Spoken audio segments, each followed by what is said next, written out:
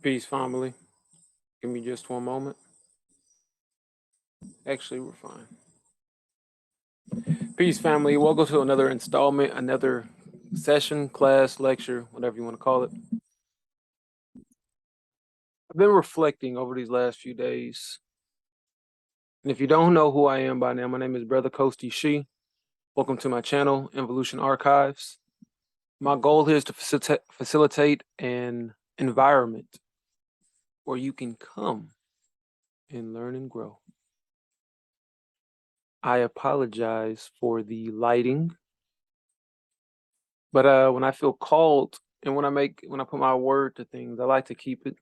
And I wanted to make this video today, not only because I said I wanted to today, but I told another brother of mine I was gonna make this video. So here we go. And it's about what I just stated, and it's the use of this word, brother. Before I get started, I want to share where I'm coming from before I make my statement so that there's no assumptions.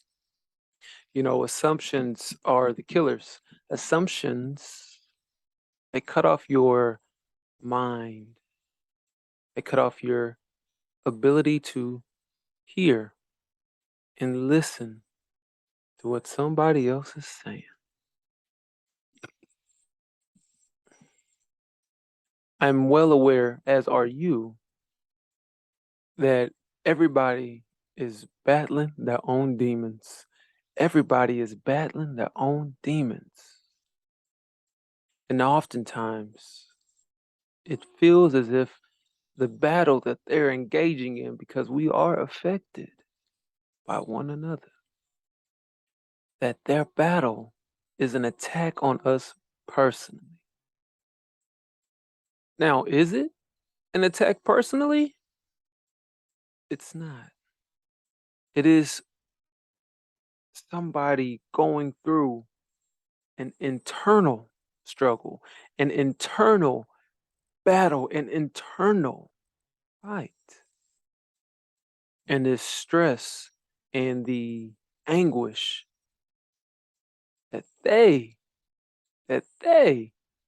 are experiencing rubs off on us. It's, as the saying goes, we bleed on one another.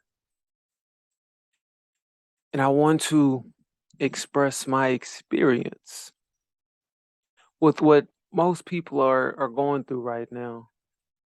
And I like to be just as candid as possible and as open as I can be so that we may connect and relate on a more profound, a more genuine level. So with that, let's begin. Brother, if you decide to watch my channels or my channel, it's not an attack on you. I love you, and I understand where you've been coming from. Family. The men, the men in particular, you know, when I tell you these flies are crazy out here, the men, we have let so many down. And I know why. I know why. We've been in this predicament for so long. It'd be easy for me, brothers and sisters, to say that it's because we were enslaved. And that is true.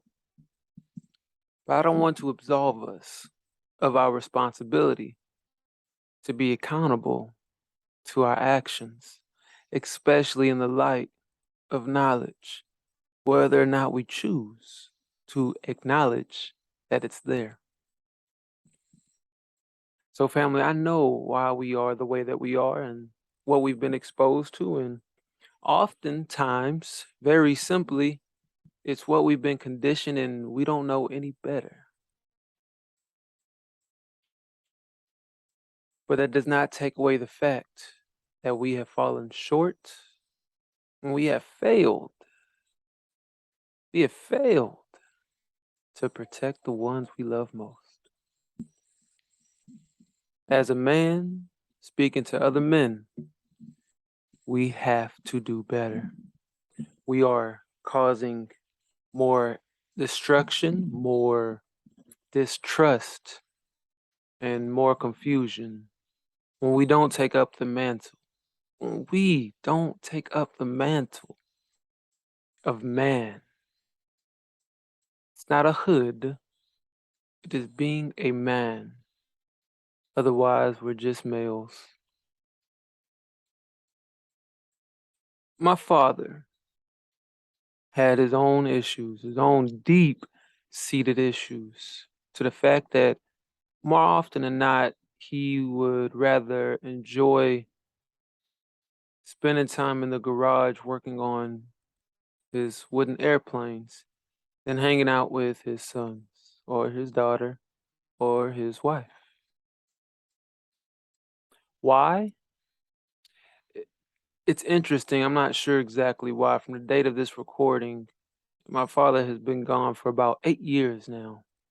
And it wasn't until a little before his death that my awareness journey began to spring open. And I started to speak more with my father. I was in college at the time. I started to speak more with my father and tried to get a good understanding of this man, or at least become cordial with him because it was very uncomfortable most of the time. And as I reflect on those moments often, especially right now where I'm at, because I would love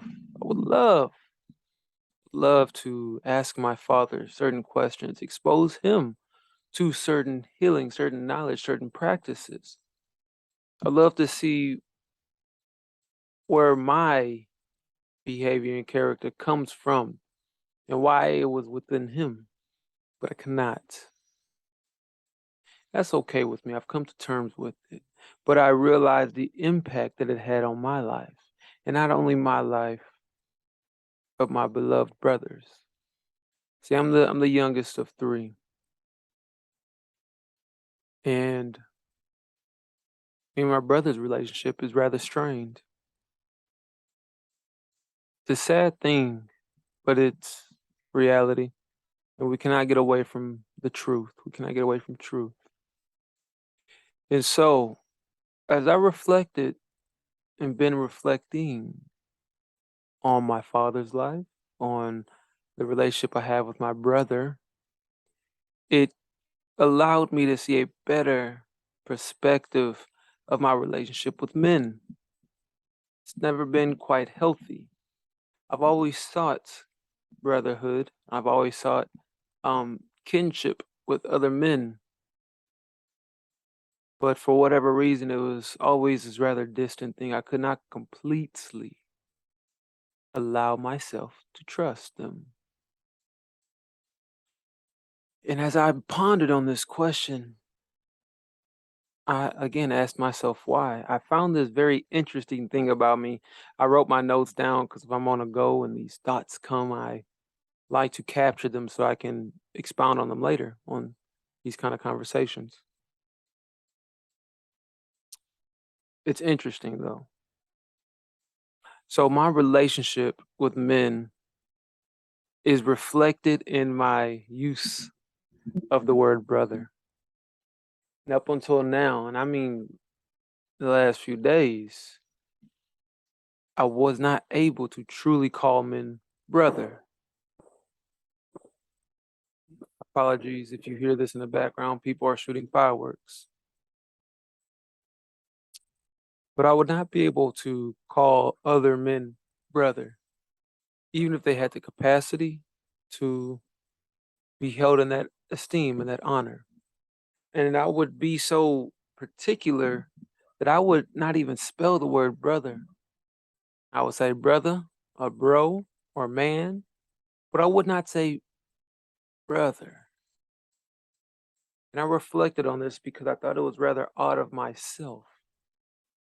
And before I go any further, I would implore you and encourage you to do as I've done.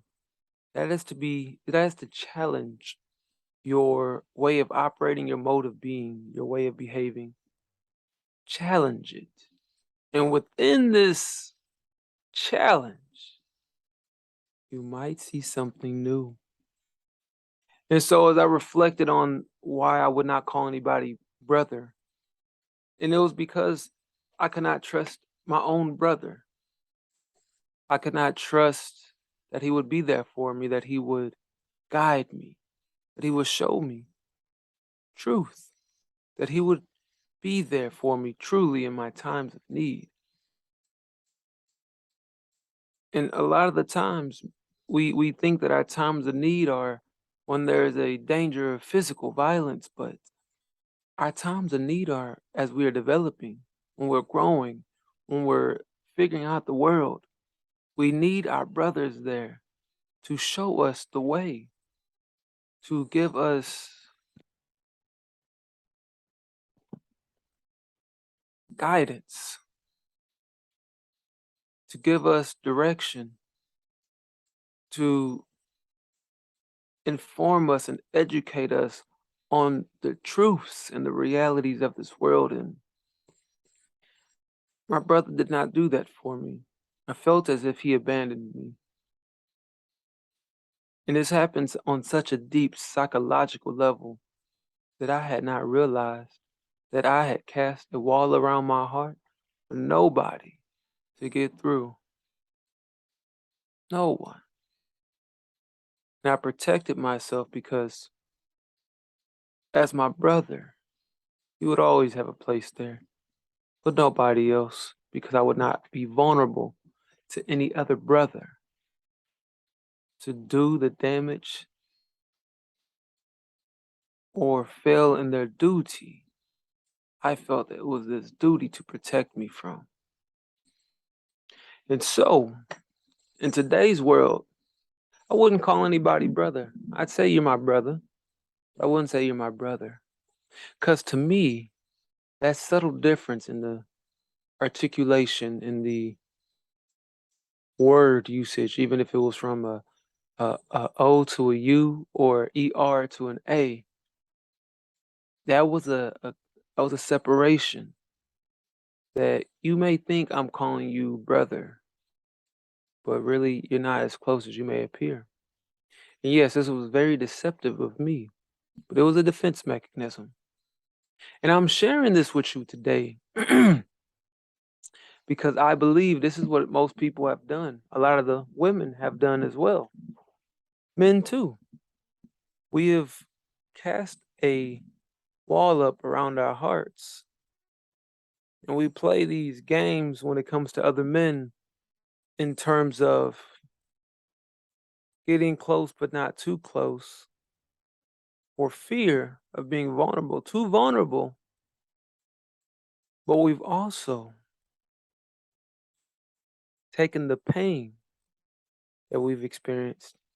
We dish it out on our women. I don't mean it's always violent, it's emotional, it's dominion.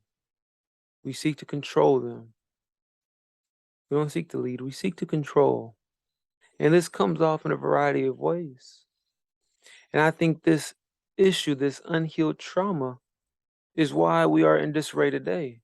Because as the men are remembering who they are, their peers, their women, their family are untrusting of them, even though they are worthy of our respect.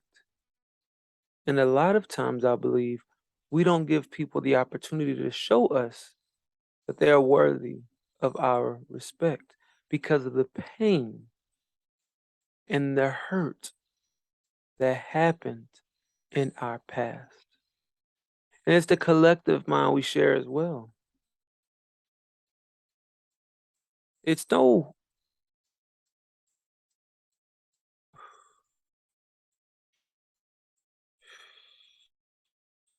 it is no mystery why we are where we are today.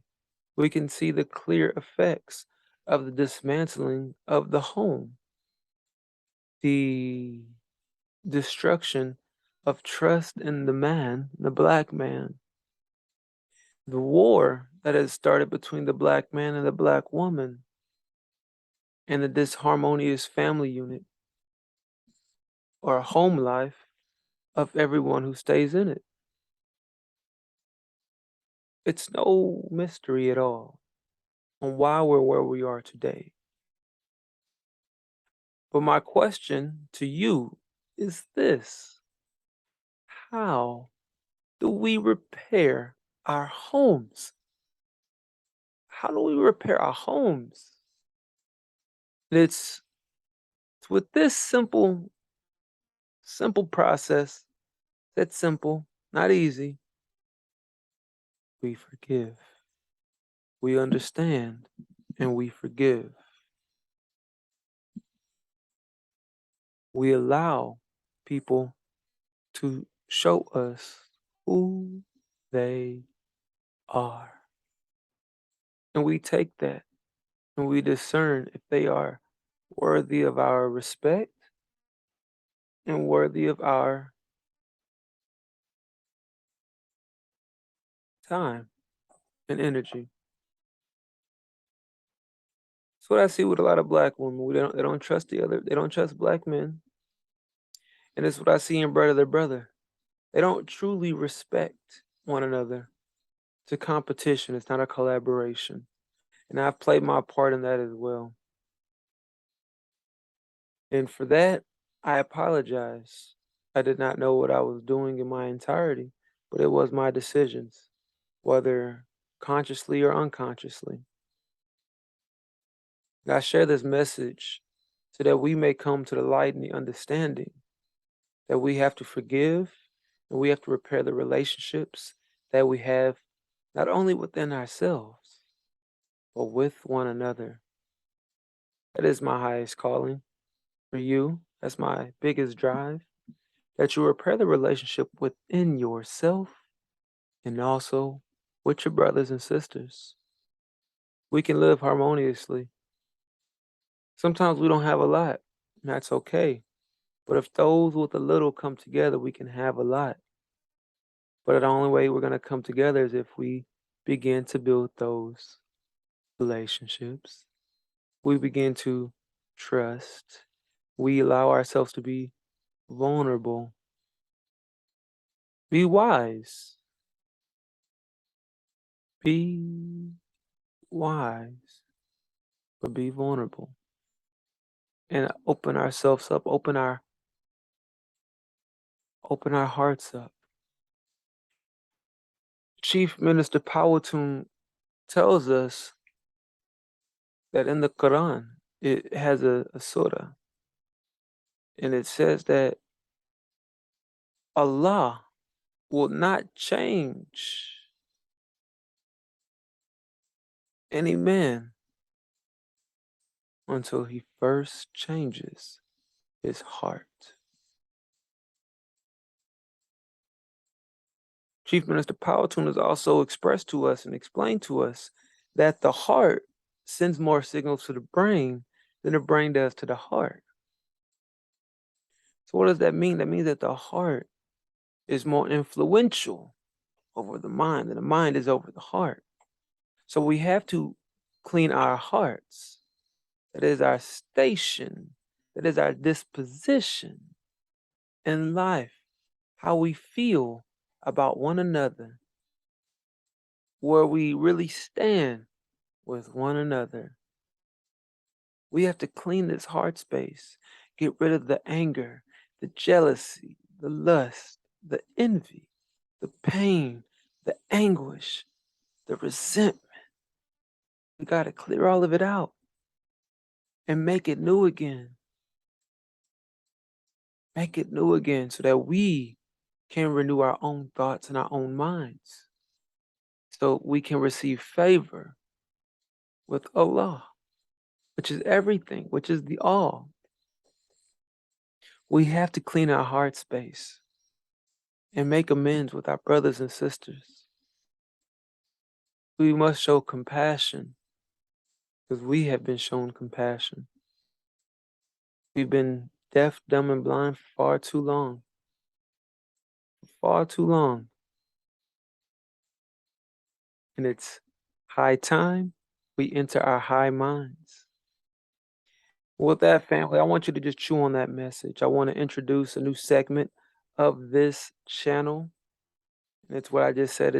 it's high time we enter our high minds. It'll be conversations, I call them involution conversations, with some melanated gods and goddesses, hmm, on their road to where they are now. They'll break down their subject matters. Sometimes it'll just be conversations. Either way, I encourage you to tune in, check out the playlist section. We'll continue some of my classes. Some will just be open conversations like the one today. Some of them will be the involution conversations. But I want you to share this channel. I want you to help me make this as big as possible because this is for us. This is for us to grow and expand and get that foundational understanding, that foundational understanding of who and what you are.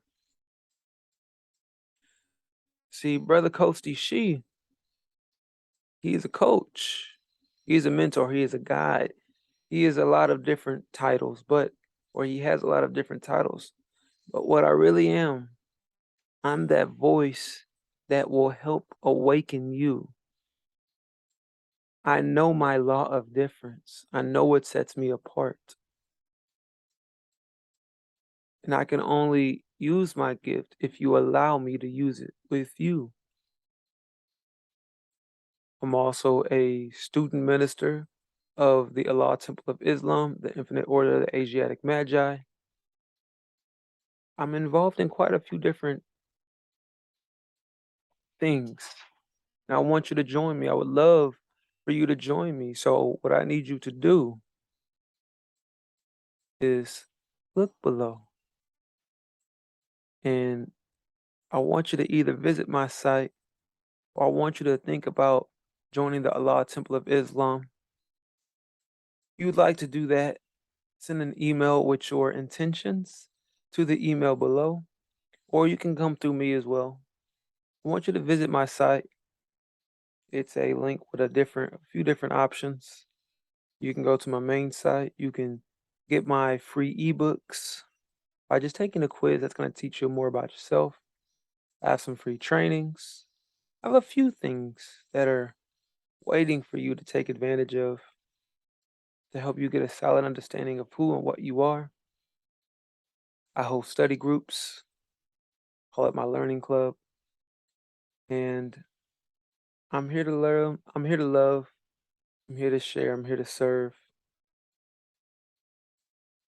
I don't do everything for free because everything costs money. The Zoom that I'm recording on, that we'll meet on, it costs money. So if you feel in your heart to donate to me and to the causes that I'm championing, the chief of which is quality education, go ahead and donate. The links are below. I want to talk to you, family. I want to talk to you. I want to get to know you. I want to see if we are a good fit to journey together, to walk together, to grow together, to expand together. Let's talk, family. But with that being said, this is Brother 𝐘𝐨𝐮𝐫 signing out. I'd like to make prayer with you all before we leave. It's called the Al-Fatiha, and it is the leading surah, I think, or ayah in the Quran. So all you need to do is put this here, place your hands out like you're receiving a gift, and then close your eyes. And you want to get your hands close enough so that as you're breathing, you're inhaling that same breath, and we're recycling it within our hands. So family, here we go. Bismillahirrahmanirrahim.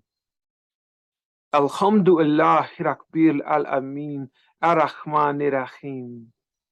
Malak Yawmiddin. Eyer kenas, buro ayer kenas daim. Edina sorota mustaqim. Sorota ladina nata alayhim. Khayli madubi alayhim. Wa alaydulim. Amin.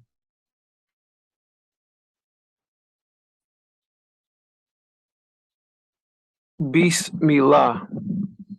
with the assistance of Allah, the Beneficent, the Merciful. Family, thank you for tuning in today. Again, share this class, share this channel with as many people as possible. We have a lot of great things that we want to build for man and for this new world, and we need resources. If you have any resources to donate, buildings, money, we can use all your nickels, dimes, and pennies. Anything that will help us build and grow and expand. It's resources, if it's a time to speak, if it's technology, please send it. Please send it. We can definitely use it. We're not going to go anywhere unless we go together. But family, thank you for taking your time with me today. I appreciate it. I appreciate you. Peace, beloveds. Have a great night.